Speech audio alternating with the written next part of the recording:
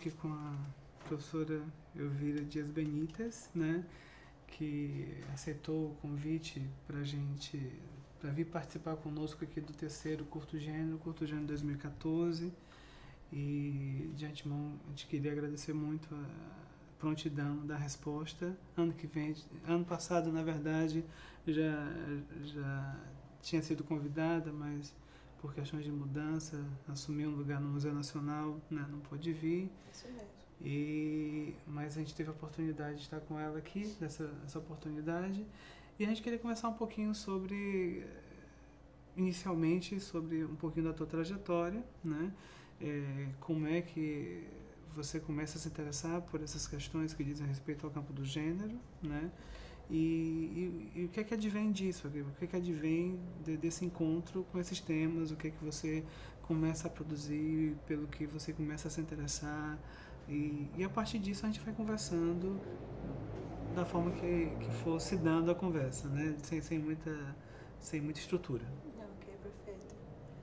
Bom, eu me formei na antropologia na Colômbia. Eu me formei em 98.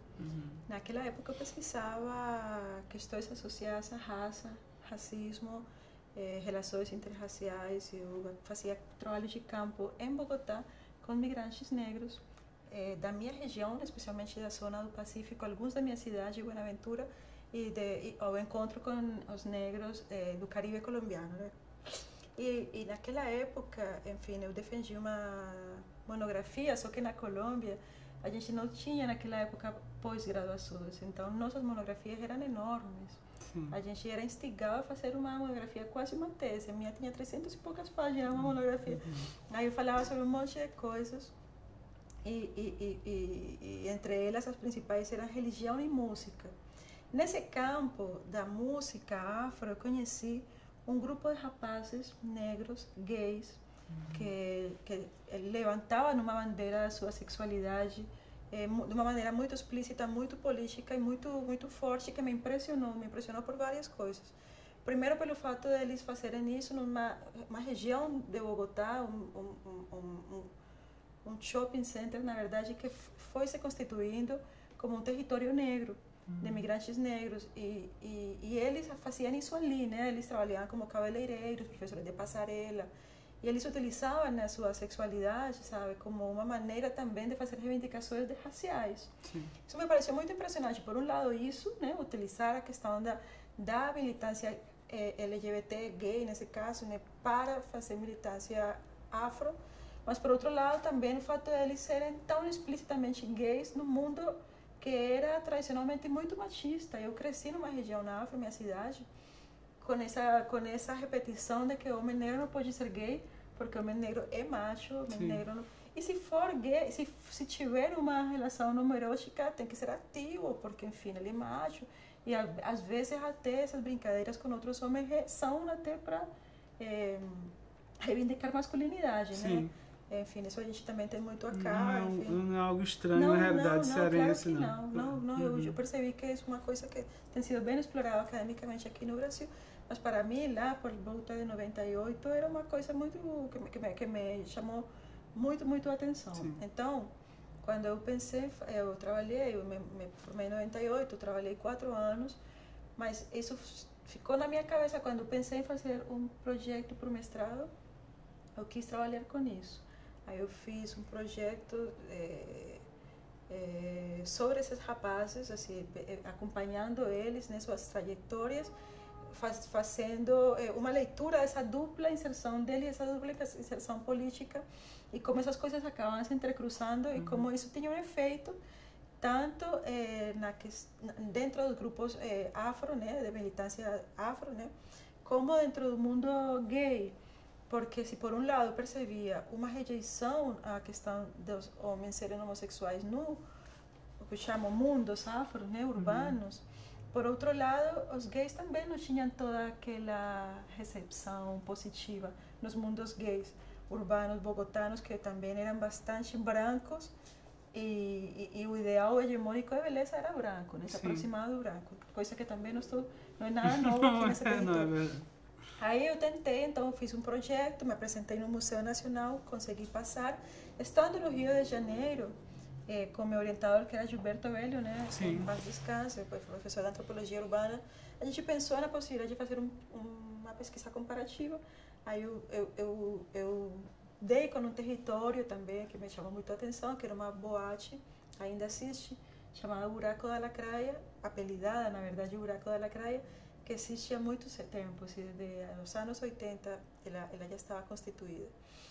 Que me chamou muito a atenção por ser preeminentemente negro, que contrastava com todo esse mundo hegemônico mais branco de outras boates mais elitizadas, cariocas. E que ficava no centro da cidade, que também me permitia fazer um campo, porque eu morava muito perto, né? Morava também no centro da cidade. Claro, aí eu pesquisando encontrei outras boates com características similares, mais para a periferia, né? Mas dentro do circuito, inclusive de pessoas da elite, o Buraco da Lacraia se encaixava muito bem por ser bem do lado da Lapa, né? Aí então eu fiz essa dupla pesquisa, tanto na Colômbia, que eu já trazia, e no Rio de Janeiro, pesquisando a questão de homens homossexuais negros, como interações, né, dentro desses mundos, foram negros de militância ou foram simplesmente de sociabilidades gays. Em princípio, não foi uma comparação muito bem costurada.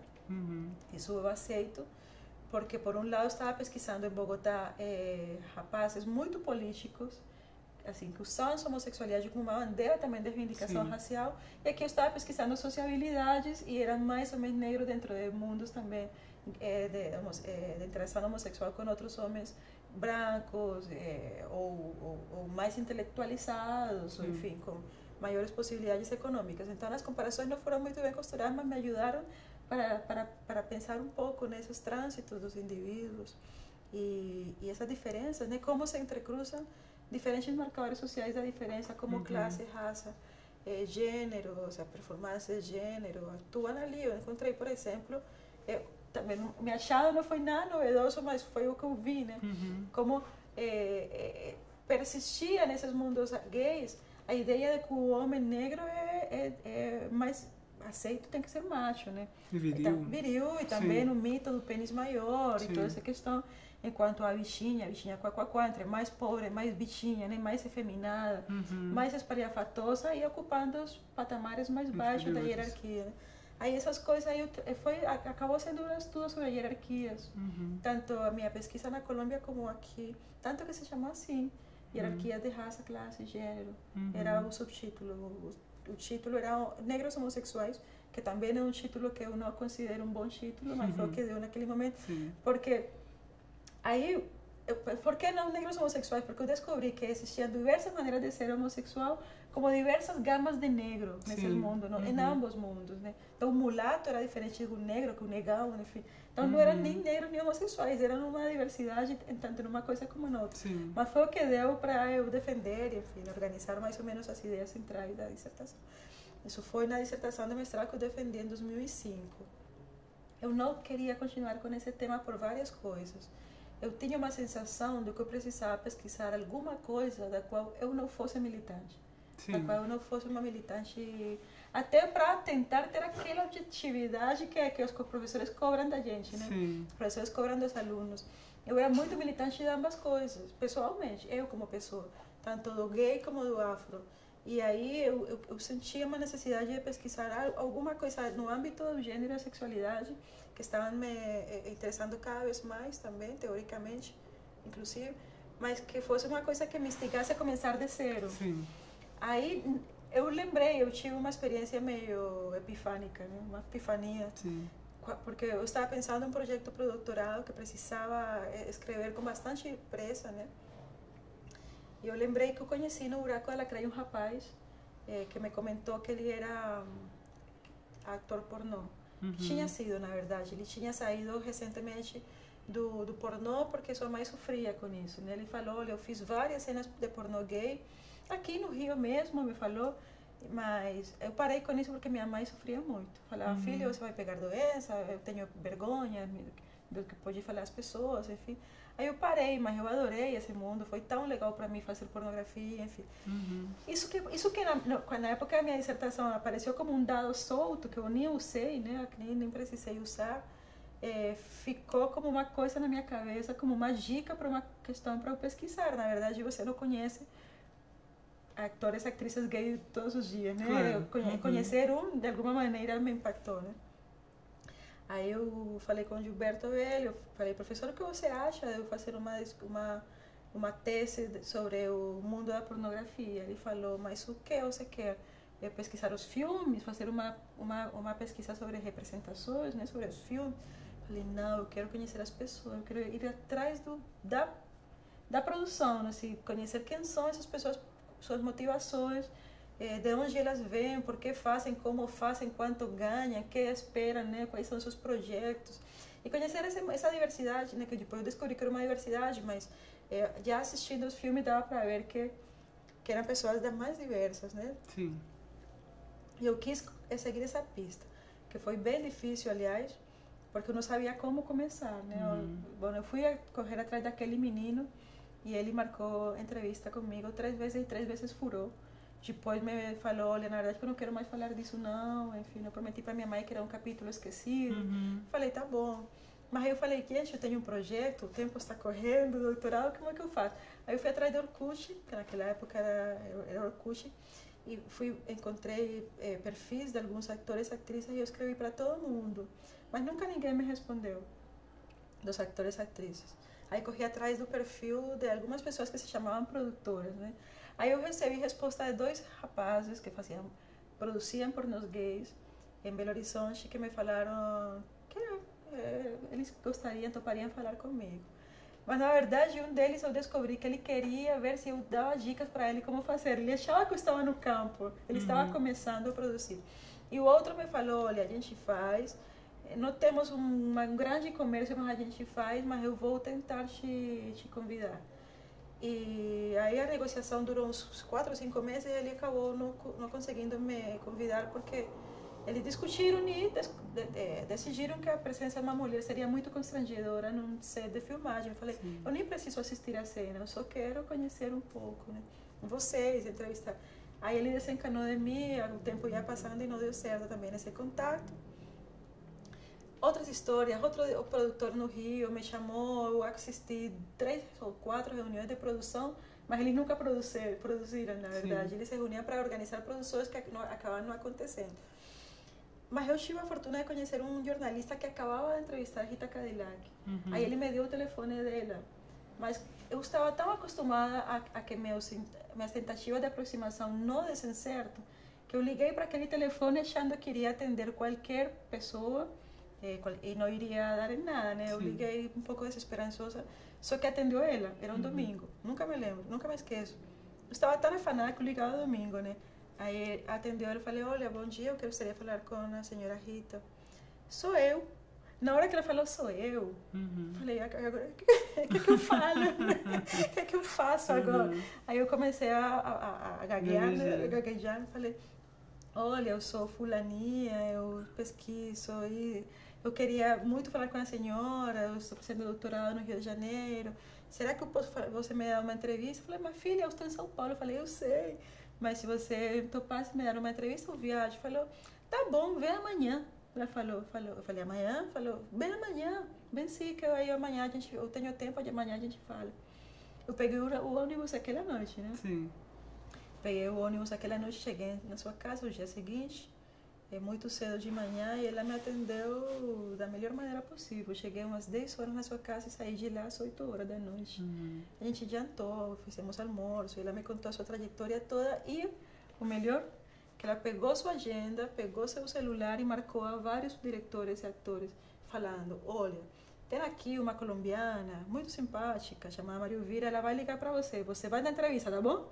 Ela toma mãe, né? Você vai dar entrevista, tá bom? Aí os caras falaram, claro. Aí ela fez essa ponte para mim, foi um milagre. Aí foi aquele momento milagroso que as pesquisas têm. Aí ela me convidou, o dia seguinte tinha o lançamento de um filme do Matheus Carriere, que tinha sido outro ator da Globo, que tinha feito pornografia naqueles dias. Aí ela marcou comigo naquela boate, uma boate lindíssima lá em São Paulo. Aí eu cheguei lá e tinha na portaria uma das atrizes que eu já conhecia, porque eu comecei a assistir pornô desaforadamente para aprender os nomes dos atores, as atrizes, acompanhar as categorias, enfim. Aí na porta estava Pamela Uchi, né? Quando eu vi ela, eu parecia uma menina tarada, entendeu? Uma tarada. Eu, Pamela Uchi! Eu quase abracei e beijei ela. Eu falei, poxa, que legal te conhecer. Mas eu estava muito emocionada porque pela primeira vez eu estava conseguindo me aproximar deles. Depois de quase 2 anos de tentativa, o Gilberto estava desesperado, querendo que eu mudasse de assunto, querendo que eu mudasse o foco. Eu falava, professor, me dá mais um tempinho que eu vou conseguir, né? E doutorado tem prazo, você tem que aprender, chegar rápido, chegar logo, né, no campo. Foi assim. Aí eu cheguei nesse lançamento do Mateus, estava todo mundo lá. Aí a Rita começou a me apresentar. É ela vai te ligar amanhã e você vai dar entrevista.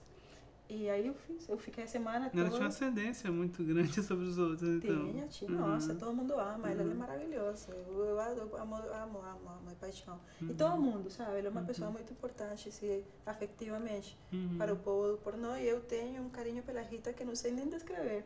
Não só pela ajuda que ela me deu, mas eu consegui conhecer uma pessoa boa demais, viu? Acho que as pessoas nem conseguem ver isso. Ela continua sendo, acho, crente, enfim, mas ela é muito mais do que isso. E, enfim, essas já são coisas do meu afeto, né? Mas aí eu liguei, fiquei a semana toda, entrevistei algumas pessoas chaves e comecei a viajar.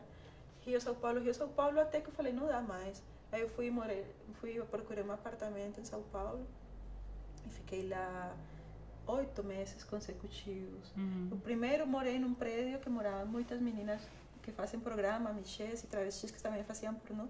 Um flash lá, eu aluguei um apartamentinho lá. Mas aí na hora que eu voltei para o Rio, eu perdi a oportunidade de continuar ali, porque era muito rotativo, eu não consegui mais apartamento. Aí eu fui morar com colegas, com Regina Facchini, Isadora França e Ana Paula Bencato. E foi também uma ótima experiência, porque todas estávamos fazendo tese, né? E aí na hora do café da manhã a gente discutia nossas teses, aí foi muito bom.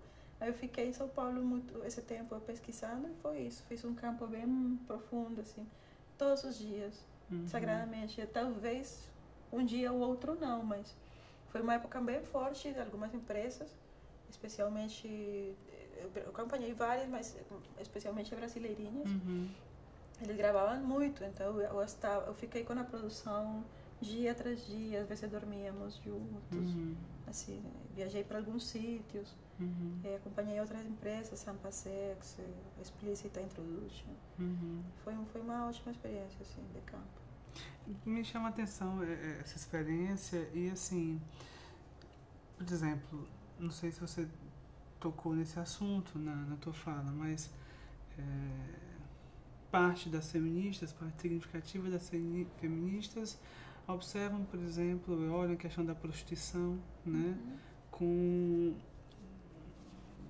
digamos, não incluindo a prostituição como uma performance legítima ou então como uma performance, digamos assim, onde a gente só consegue ver a questão da dominação do masculino, alguma coisa desse tipo, né? Então, como é que fica isso, né, essa visão de parte dos feminismos com relação ao pornô, né? A visão média é que existe, sim, apenas e tão somente essa reprodução dessa dominação do masculino. E o que tu encontrou, né, na verdade? Porque, às vezes, no lugar que a gente comumente vê que só há opressão, quando a gente entra no campo de verdade, a gente encontra outras coisas que não tem nada a ver com aquela lógica mais hegemônica, né, digamos assim. Então, como é que se dá essa relação? Olha, assim, isso que você mencionou é uma velha briga, né? Aquilo que ficou conhecido como as guerras do sexo, as guerras sexuais, as sex wars, né?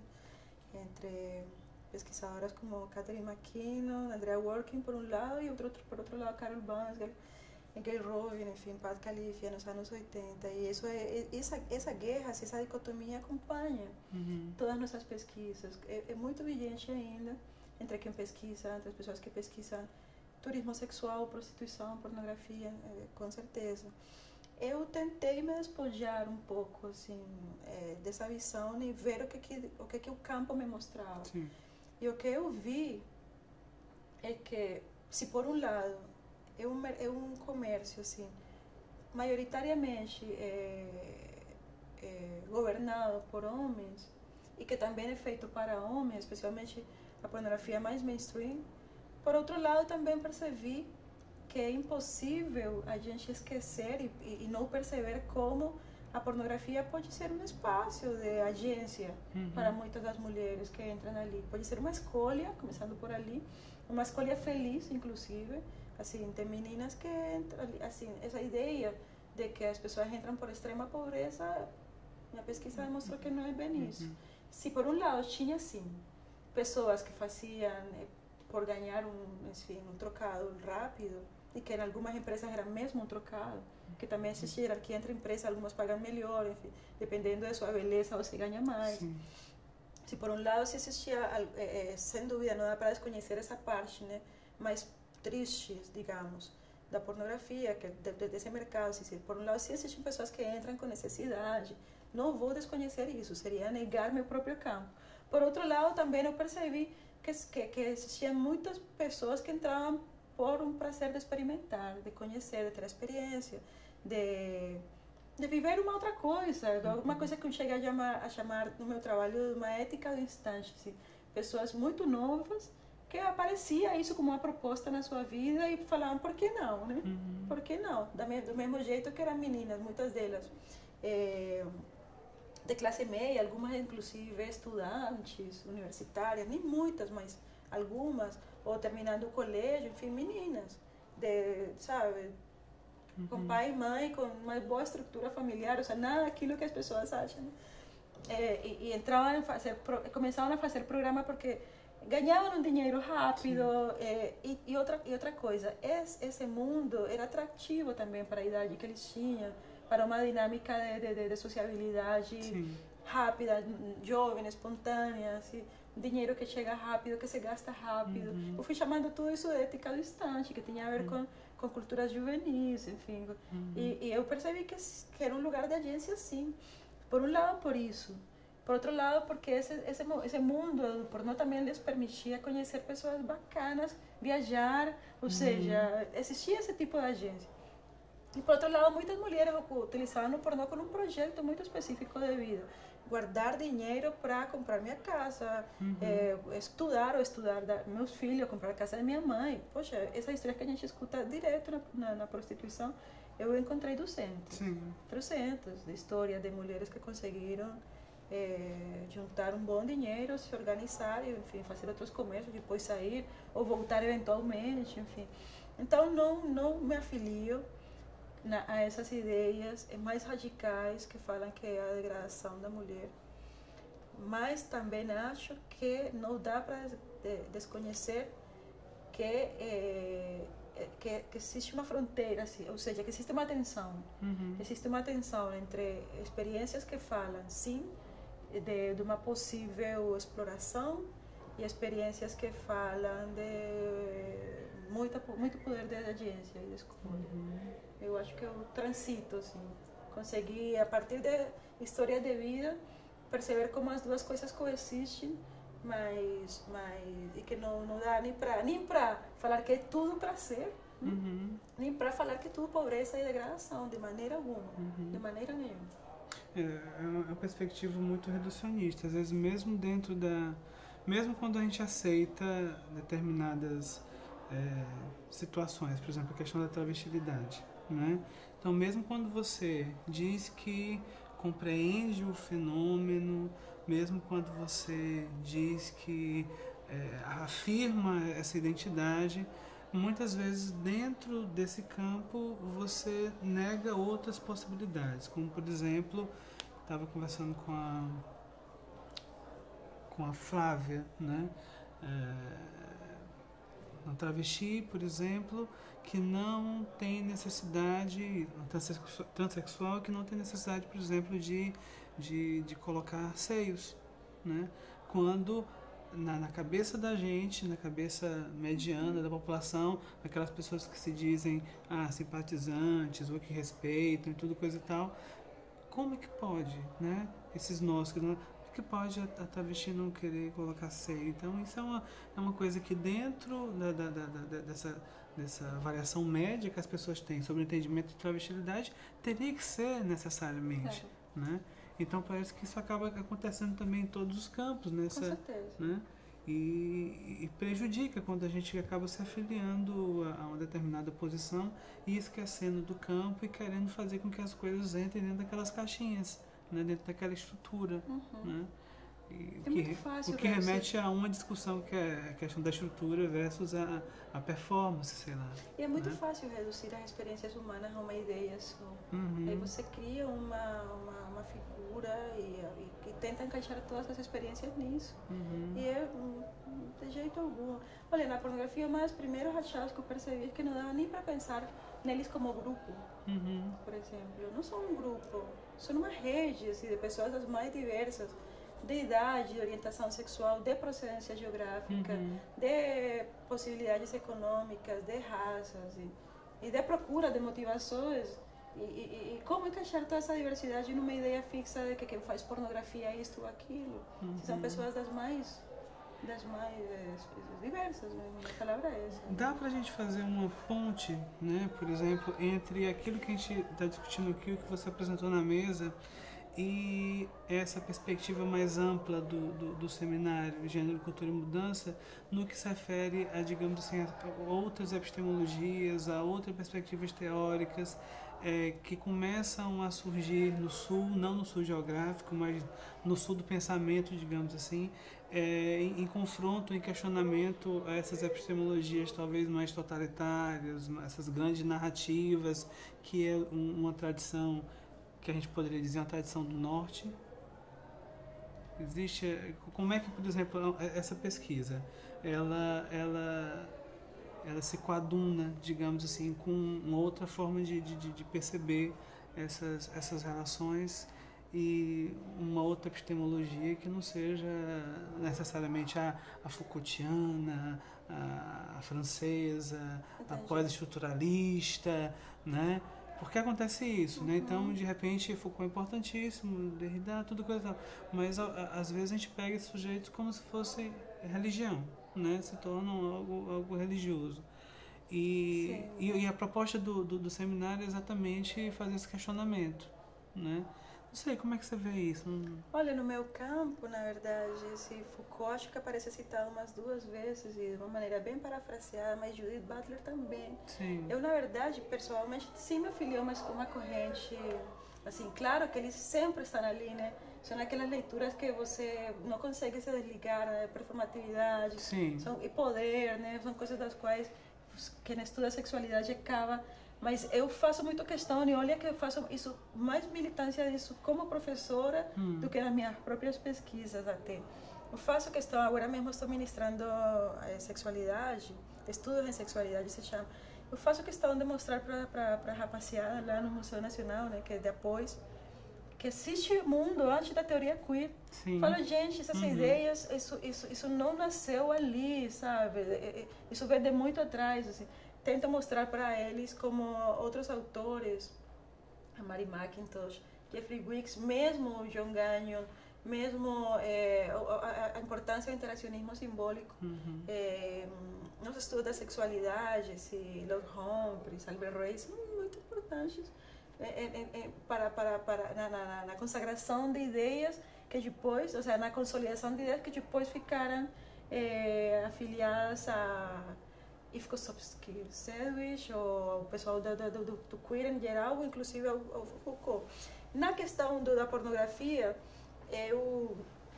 eu acho que, assim, da minha pesquisa em particular, eu acho que eu fui mais por uma onda de ver o que o campo me mostrava mesmo, sabe? Então, eu não fui muito correndo atrás, por exemplo. Eu poderia ter seguido esse caminho na hora de analisar as cenas pornô que eu assisti. Eu poderia ter seguido esse caminho de falar de gênero e performatividade, mas eu não segui esse caminho. Meu caminho era mais uma procura por ver o que acontecia ali, né? No ato mesmo, com as pessoas, saindo um pouco da teoria sobre posições de sujeitos generificados. Tentei simplesmente ver como é que as pessoas fazem isso. Eu não sei nem explicar, mas eu acho que que minha tese, para um teórico forte, assim, pode ser carente de teoria. Entendi. Mas eu acho que a teoria estava o tempo todo por detrás. O tempo todo por detrás, acompanhando, mas meu esforço foi deixar que as pessoas falassem, que os atos, que as interações falassem por si só e mostrar isso mais do que me casar com uma teoria prévia para, a partir dali, encaixar meus dados. Entendi. E eu acho que também as pessoas gostam do meu texto, eu acho que por isso. Porque é fácil, assim, quer dizer, não quer dizer que seja um texto, não é um romance, entendeu? Sim. Não é banal. Romance não é banal, não, de maneira nenhuma, não é isso que eu estou falando. Sim. Adoro romance. Mas não é um conto erótico, não, entendeu? Não é uma coisa banal. Mas é uma coisa simples, assim, de ler, de interpretar, porque eu acho que eu tentei mostrar pessoas de carne e osso, sabe? Assim, me interessava era isso, assim, quem é o autor pornô, quem é essa pessoa que está ali? Pessoa de carne e osso, muito mais, e dando muita mais importância à sua voz do que a teorizações acima disso. E as pessoas leem, minha avó leu, ela leu umas partes que eu mostrei para ela em espanhol, né? Não leu tudo, porque não sabe português, mas as pessoas leem com certa tranquilidade. Sim. Por isso, porque é um texto feito para qualquer um ler. Eu acho que isso é importante, porque, não sei, parece que alguns autores gostam de sofisticar ao extremo a linguagem, a conceituação teórica e tudo, e isso prejudica muito o entendimento de quem vai ler.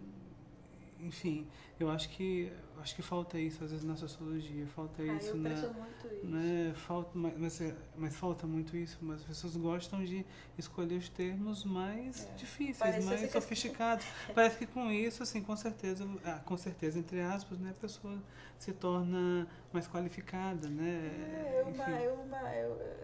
Um linguajar, enfim, com o qual a gente pode contar, mas que acaba levando a que as leituras sejam mais restritas para um público menor intelectualizado, né? E eu não me preocupo muito por isso, não. A minha ideia é que eu possa, assim, eu respeito muito. Aliás, eu leio coisas dificílimas, né? Que às vezes eu leio várias vezes para poder entender.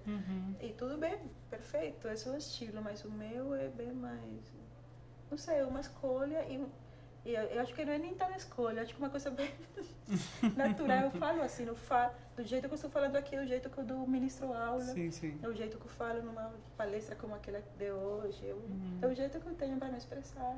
Perfeito. E me parece muito legal isso na antropologia. Eu prezo muito quando sou chamada para uma banca, por exemplo, e são textos que, mesmo sendo muito teóricos, você consegue acompanhar o raciocínio do sujeito, né?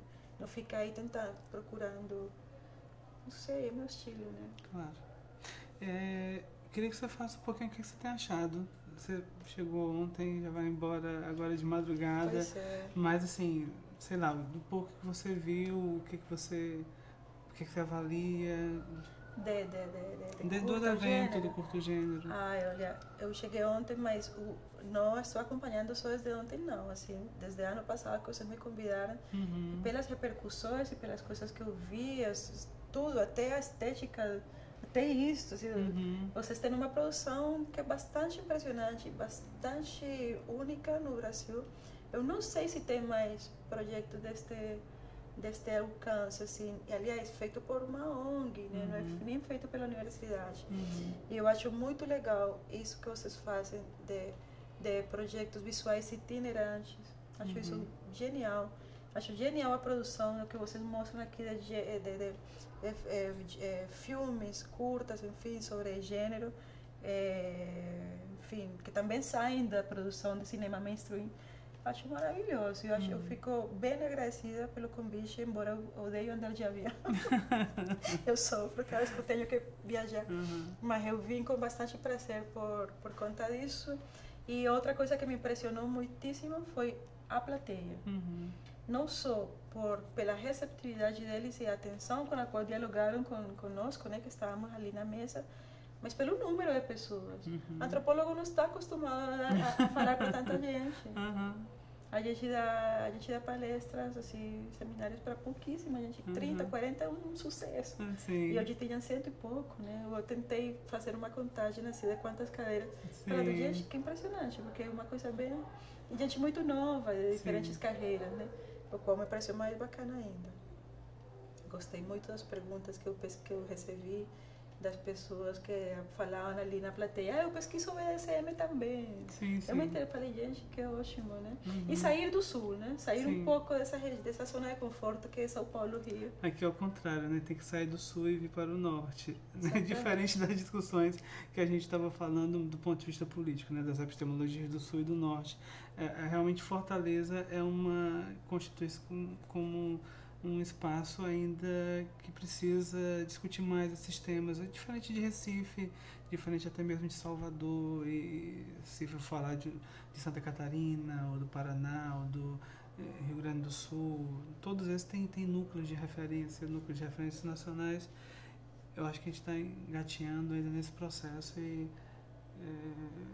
eu acho que o curso Gênero tem dado uma contribuição com relação a isso, principalmente para quem está começando na pesquisa. Né? E agora com essa questão do simpósio também, do simpósio temático, que a gente espera que seja uma ação também que ocorra todo ano junto com o seminário, né?